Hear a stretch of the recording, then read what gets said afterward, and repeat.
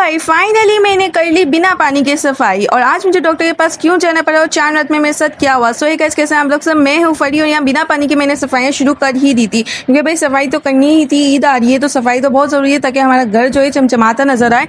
और यहाँ मेरा शोकेस इतना मैसी हो रहा था कि मैं अपने हस्बैंड से कह रही थी कैसे शुरू करें, तो हस्बैंड ने कहा आप टेंशन मत लीजिए, मैं आपके साथ हेल्प करवाता हूँ।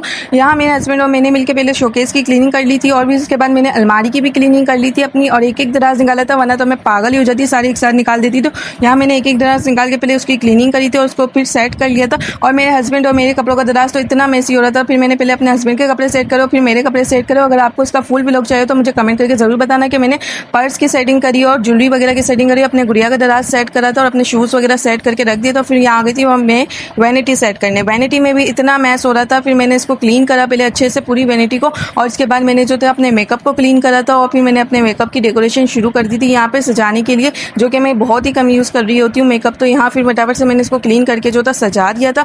और इसके बाद ये दराज इतना मैसी हो रहा था कि हफ्ते में 2 से 3 दफ़ा मुझे इसको क्लीन करना पड़ता है। दुनिया जहाँ का सामान इसी में आ जाता है, पता नहीं कहाँ से आता है। और इसके बाद मैंने अपने सारे डोर्स को जो था सेट कर दिया था, अच्छे से सेटिंग कर दी थी। और उसके बाद मियाँ जी ने कर लिया था फ्रिज की क्लीनिंग, क्योंकि बहुत सारे काम थे। तो मियाँ जी ने कहा आप वॉशरूम क्लीन कर ले और किचन क्लीन कर ले, तो मैं आपको फ्रिज क्लीन कर देता हूँ। मैं कहा चलें ठीक है, आप भी थोड़ी हेल्प कर दो। यहाँ फ्रिज क्लीन हो गया था, मैंने सेट कर दिया था। उसके बाद हम निकल गए थे डॉक्टर के पास, क्योंकि आज थी मेरी अपॉइंटमेंट। और आज की 4 रात बस ऐसे ही गुजरी थी। इंशाल्लाह फिर मिलेंगे नेक्स्ट व्लॉग में, तब तक अपना बहुत सारा ख्याल रखिएगा। ओके, अल्लाह हाफिज़।